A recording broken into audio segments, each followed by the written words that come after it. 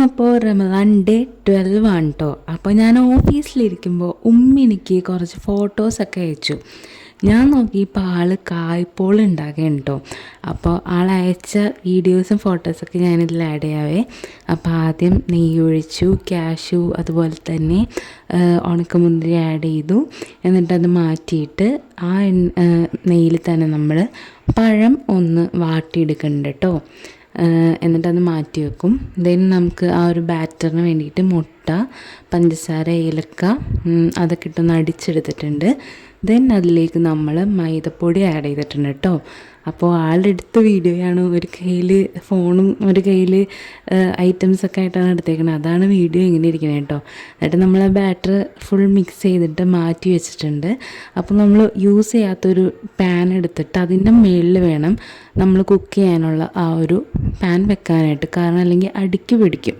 So അങ്ങനെ അത് വെച്ചു. എന്നിട്ട് നമ്മൾ ഇടയ്ക്കൊരു ടൂത്ത് പിക്ക് കൊണ്ട് ഒന്ന് നോക്കണം അത് കുക്കായോന്ന്. സോ നമ്മുടെ ഐറ്റം കുക്കായി വന്നിട്ടുണ്ട്.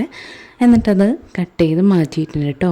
അപ്പോൾ ഇതായിരുന്നു ഇന്ന് വീട്ടിലെ വിശേഷം കേട്ടോ. അങ്ങനെ ഓഫീസൊക്കെ വിട്ടു ഞാൻ വീട്ടിലെത്തിയപ്പോൾ പിന്നെ എന്നെ സർപ്രൈസ് ചെയ്യിച്ചു. കുറച്ച് ദിവസമായി പിടിയും ബീഫും തിന്നണമെന്ന് പറയണം. അപ്പം പിടി ഉണ്ടാക്കിക്കൊണ്ടിരിക്കുകയാണ്. അങ്ങനെ അത് നടക്കുന്നുണ്ട്. അപ്പം നോമ്പുറക്കാൻ ഈ ഒരു കായ്പോളി ഉണ്ടായി, സമോസ കട്ട്ലേറ്റ്, പിന്നെ കട്ട് ഫ്രൂട്ട്സും ആണ് കേട്ടോ ഉണ്ടായത്. പിന്നെ ജ്യൂസായിട്ട് വാട്ടർമെലൺ ജ്യൂസായിരുന്നു. ദെൻ നല്ല ടേസ്റ്റായിരുന്നു കേട്ടോ കായ്പോള. കുറച്ചധികം നാളായി കഴിച്ചിട്ട്. പിന്നെ നമുക്കിന്ന് തറവാട്ടിൽ നിന്ന് വല്യമ്മയുടെ വക ജീരകക്കഞ്ഞി ഉണ്ടായി. ജീരകക്കഞ്ഞിയും പയറും. അപ്പം നിസ്കാരമൊക്കെ കഴിഞ്ഞിട്ട് അത് കുറച്ചെടുത്ത് കഴിച്ചു. പിന്നെ കുറേ നേരം കഴിഞ്ഞിട്ട് നമ്മുടെ ഈ സ്പെഷ്യൽ പിടിയും ബീഫും കഴിച്ചിട്ടോ. നല്ല രസമുണ്ടായിരുന്നു കേട്ടോ. എനിക്ക് ഭയങ്കര ഇഷ്ടമായി. എന്താ പറയുക, കുറച്ചും കൂടി കഴിക്കണമെന്നൊക്കെ ഉണ്ടായി. പക്ഷെ നോമ്പല്ലേ, നമുക്ക് അധികം കപ്പാസിറ്റി ഉണ്ടാവില്ല. അങ്ങനെ അത് കഴിച്ചു കേട്ടോ. നല്ല ടേസ്റ്റ് ഉണ്ടായിട്ടോ. അപ്പോൾ ഇതൊക്കെയായിരുന്നു നമ്മുടെ ഇന്നത്തെ വിശേഷങ്ങൾ.